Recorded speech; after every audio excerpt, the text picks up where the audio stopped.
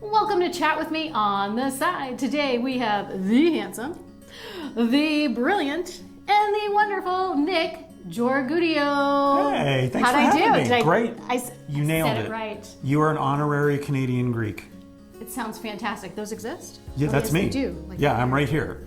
I'm literally sitting Nick, next to you. Nick, where'd you go? Awesome. I'm so excited for you to be here today. Thank you for having me. I want you to share with us all of the amazing, wonderful things that you do because you do a lot. I do a lot. So I can't even pinpoint one of these things for you. He's going to have to tell you.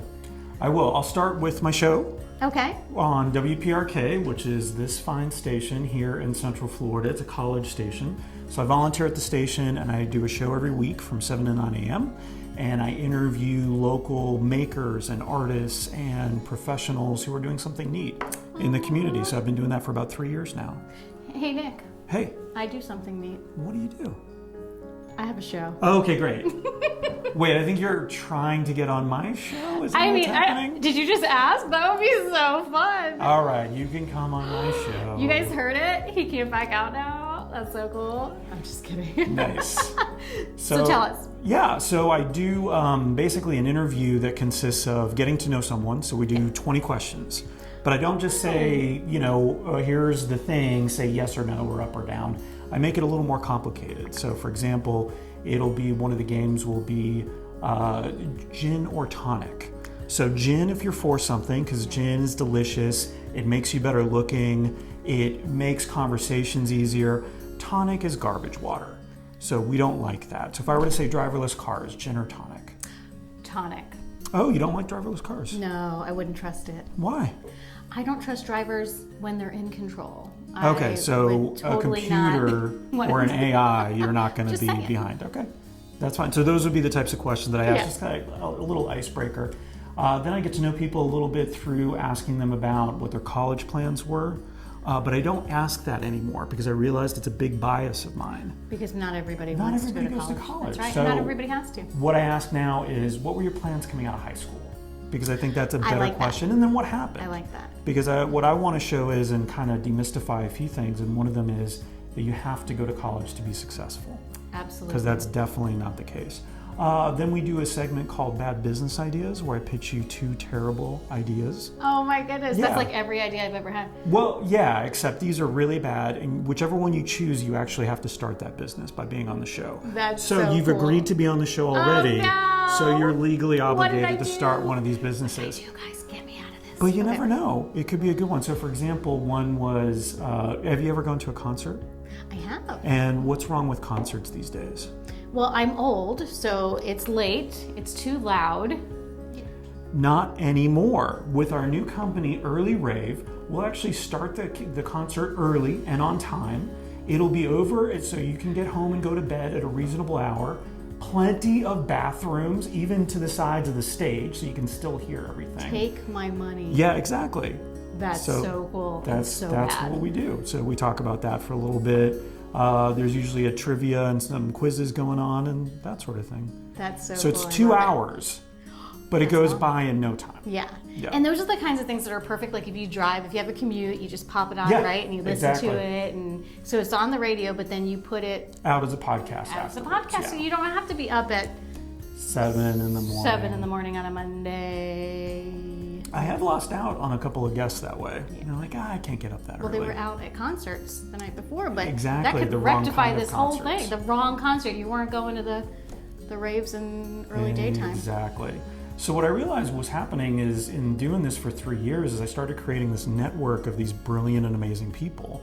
And it got me sort of connected with the maker community here in town, which in Orlando is incredibly diverse and huge. And then it's big in other places as well. So it got me involved in Maker Faire Orlando. I have joined or am member of 2 different maker spaces here. I go to the different maker spaces at like the Orlando Science Center has one. A lot of the different schools have one. The downtown library has one. So I started thinking that I was going to do woodworking, but it turns out woodworking is really difficult and precise. It's hard. Mm-hmm. Yeah, so I mean, this wall that you've built back here is amazing. Amazing, and I did it myself, just so you know. So basically, you wouldn't. No. Okay, so that didn't work out. So I thought 3D printing, which I have some examples of some of the stuff that I've made here, was going to be too difficult. So I was like, oh no, I need to be an engineer and really smart to do that. Turns out you don't. Fantastic. I am neither one of those things, so it worked out really well. So as I explored more, I started creating, like taking somebody's logo and printing it out. So that's WPRK. Yes, and it's quite similar to the shape of my logo, just so you know. So I could probably print that if you send me the files. So these were for a local company, a local restaurant called Beefy King. And so this was actually a bad business idea as well. They're called brand knuckles.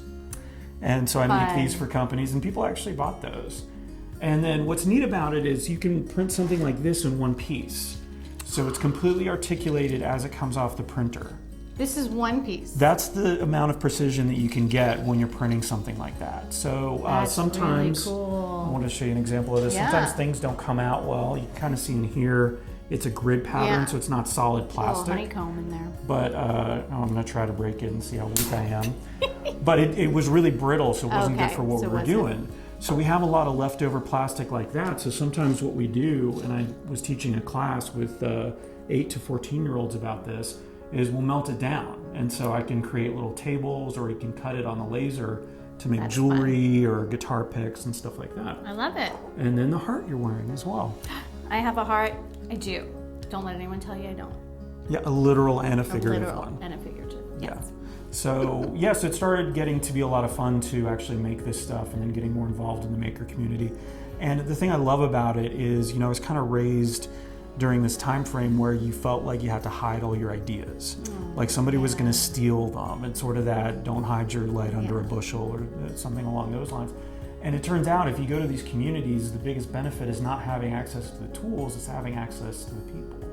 So you could talk to them about something that you're working on and the challenge you're having, and they might have solutions or probably 5 other ideas of stuff you can do and that takes you down. just being around other creative people just It's brings fantastic. that out in you. Yes, and you have all these ideas and you can share, and then some of those bad ones will turn into some really good ones. I love those rings. One of the other things I do that I kind of got into a couple years ago is I bought a typewriter.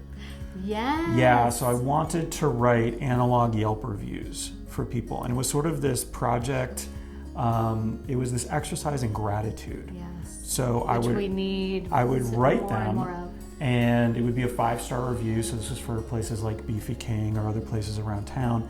And then I would send them. I would mail them. I wouldn't go and drop them off. I would just mail them, and then I would expect nothing in return. So it's one of those things where we've come to, if we post something, we want it to be liked by the person we're posting it about. We want it to be retweeted, or whatever the measurement is of our success online. I wanted to do something where I was just putting stuff out into the world and forgetting about it. Yeah. And so this led to buying more typewriters for some reason. But I was at the Orlando International Fringe Festival this year, and I asked them, I was like, can I do a table where I have a bunch of typewriters and people can just type notes? Notes of gratitude? To the performers, notes of gratitude to the performers, to the volunteers, and to the staff. That's beautiful. And we did about 300 to 400 of them, and it was really great. That is really great. I love it. Yeah. It's so sweet, and we need more of that. Just when you see something good in somebody, tell them. Yeah. Right? It feels good for you, it feels good for them, and you never know how badly they needed that. Oh, yeah. Yeah, absolutely. Thank you. I think you do some amazing things. You. How can people find you? ToACertainDegree.com. That's TOA, certaindegree.com. I probably, had I thought about it, would have picked an easier name, because now I say, go to a certain degree. No, go to a website called ToACertainDegree.com. And follow me on all the social medias and that sort of thing. Oh, and subscribe to the podcast. Subscribe to the podcast. You might just hear somebody you know on that someday.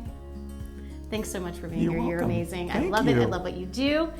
Thank you guys for watching. And as always, take care of yourselves and don't forget to take care of each other.